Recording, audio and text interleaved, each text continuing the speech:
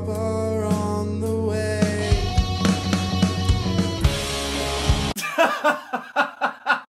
Hello, welcome back to a new segment, something that I've never fucking done before, but luckily I have been graced with the wonderful presence of Trent Delves. Did I pronounce that correctly? Yeah, spot on. Excellent, I'm glad. He's part of the band Monkey House. No, sorry, Baboon Room. That's the one, yeah. It's the worst fucking joke I've ever made. But I've had worse. I have had worse. So. It's so fucking dumb. Today I am going to just be having a chat with Trent about his brand new single as part of Baboon Room called Dark Room? Dark Room Song. Dark Room Song. Yeah. Excellent. Well, first off, I will just ask you, why Dark Room Song and what's it about? It's sort of like, well, the reason it's called Dark Room Song is because I wrote it in a dark room. Literally, just as dumb as that. But, I mean, the song's sort of like about, like my mental health at the time. I wrote it around Christmas time, like when I was feeling a bit down. And so it just sort of came out, and that's it, yeah. Do you sort of feel with this song that you felt more in the zone, more comfortable recording it compared to the other two, or is it just it's a different subject and because it's so personal to you, you felt you could do more with it? I mean, I think I felt more comfortable because I was sort of like in the comfort of my house. Like, I was in my room and I didn't have anyone saying, "Oh, do this, do that," or "Why don't you try doing this?" Because it was sort of like no one could mess with my vision of it now. Like has happened in the past, sort of thing. Like, things get changed for to make people happy, which, I mean, don't do that. Like, keep it to you ought to keep your vision, really, don't you? So I think doing it in my room and only sort of sending out the final product of when I'd recorded it and stuff definitely helped me. Mixing an important part to you of this. Do you lay everything down and then very quickly adjust things, or do you proper take the time to indulge yourself into making sure that everything is completely heard and to its fullest potential? Well, I mean, as I'm recording it, I sort of try and make sure everything's sort of at the right level as I'm going along. We obviously, like with our previous releases, we've tried to how can I say, like you said, make it sound live, like in a front room sort of thing, the Marks and Spencer's front room, like you said. I still don't know what that means. No, so I was well confused. I was like, "You what?" But no, we did try and get that sort of live feeling for it, and then some of the effects on it sort of takes it away from it. So this one I tried to be very try not to use as many effects and be very clean with it. So it's like, obviously there's an acoustic guitar in it, which is different for what I've done anyway. So it's sort of like the vocal just tried to make it sound so it'd fit that acoustic sort of thing at the start, and then obviously it picks up later on, so I do that gritty sort of raspy voice in the chorus. Do you think you've kind of found the sound that you're looking for, or are you still experimenting? Still experimenting, but I do know what I want it to sound like. And I think with Dark Room Song, it's been a lot easier because, like I said before, there's not other people interfering. But I mean, obviously it's good having other people sort of try and help and come up with ideas for it, but again, like I said earlier, it's easier for me in the comfort of my room with no one else hearing it to get that sound that I believe I want the band to sound like. Do you think there's anything about a Baboon Room gig that's different to any other gig? Oh well, I'm nuts. I don't mind jumping about on the stage and making myself look like an idiot.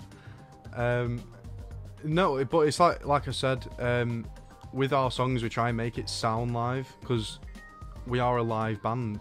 Like I'm awful at the online stuff. Like I look dead awkward and like it's just not my vibe. You sound like an OAP.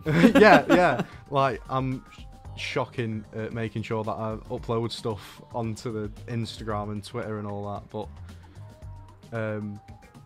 it's just one of them. Like we just want to blow your socks off, sort of thing. Just a couple of final questions. These ones are pretty fucking dumb, if I'm completely honest. I just thought I'd ask them. If you got to play with any band, dead or alive, who would it be? Oh Jesus Christ! Now you're asking.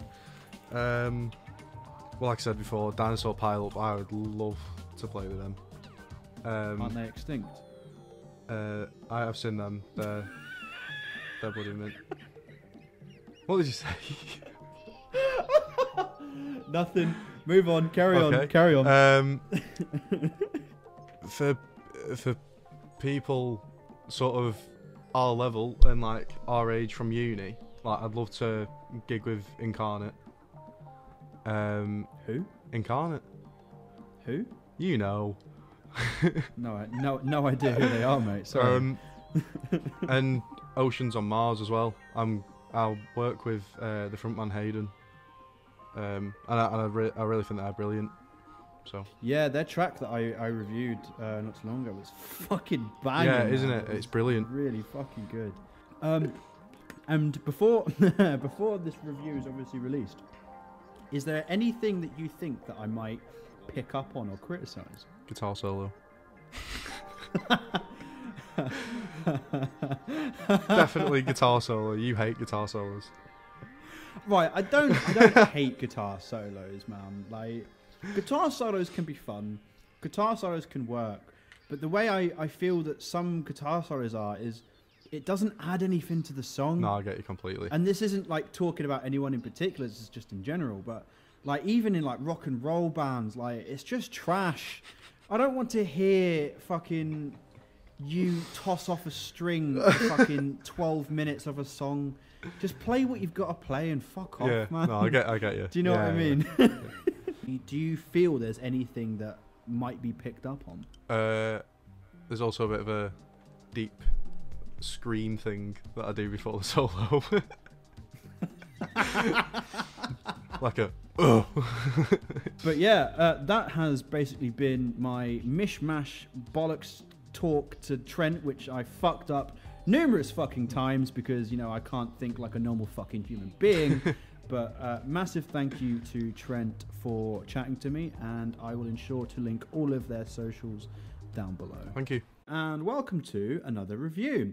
Today I will be reviewing the Baboon Room, and as you can see from the video that played just before this, I had the opportunity to speak to Trent, interview Trent, get a little bit of a background on this song before I reviewed it. It was a lot of fun talking to him. He's a great lad, and you should definitely check this band out. But regardless, today I am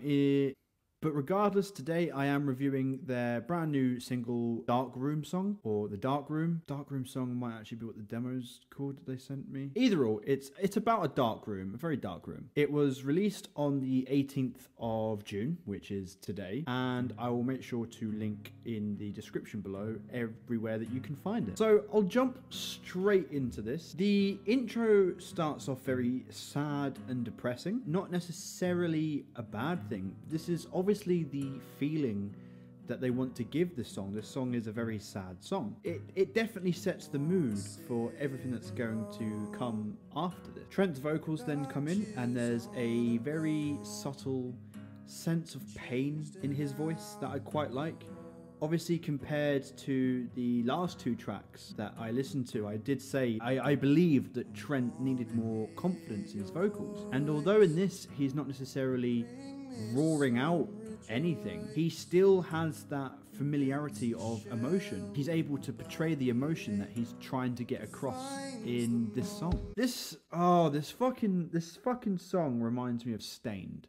Do you remember Stained? Been a while since I could say that I wasn't addicted. Them guys, yeah. We have the verse, we have like a little chorus sectioning, and then we have a little guitar, do a riff part, a little riffing. If you if you can call it that. What is that? I'm sorry, what is that? I get what you're going for, and I get the vibe and the overall atmosphere that you're going for with this guitar, but there's no effect on it. It's played ever so slightly out of time. I just kind of felt like when this section came on, I was at fucking Dawson's listening to a guy who had just learnt the guitar, bought an Ibanez, and just went, Parkway Drive! The guitar line doesn't fit, lads. I don't think it fits very well. It was definitely one of the more meh moments of this song for me. I do, however, love the sound of the snare, ride, and kick in this song. With the other two songs, I basically had to fucking find the nearest load of kryptonite to try and gain fucking supernatural hearing to try and hear the actual drums. But in this song, that's definitely not a problem. The drums are very present and you can hear everything, to be honest, and good. Everything is mixed fairly well in this. The drums aren't drowned out, neither is the guitar. The bass could be a little louder, but not to the extent where I can't hear it. And the vocals have the main presence, but I think that really fits for this song. Oh, yeah.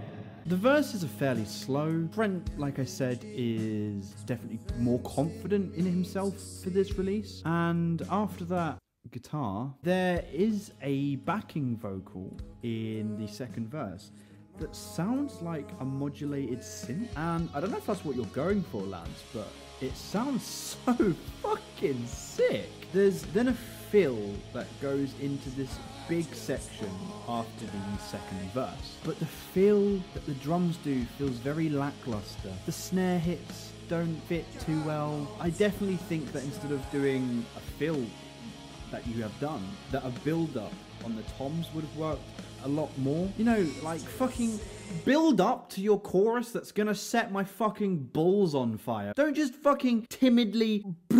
I want you to set me on fire, okay? You know what? I wish people would stop calling me. I'm trying to fucking record, man. I want you to record a chorus that's gonna set my fucking balls on fire. But instead, I've paid you for sex. You've come into my room.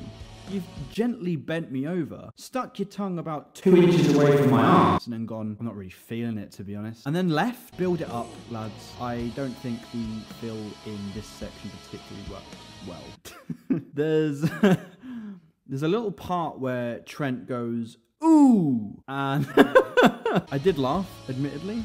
I know that's not what you're going for. This is a very serious song. It sounds like when you're running a bath, and you're getting into the bath, but it's too fucking hot. But you dip your foot in, and you sort of go, ooh, fuck.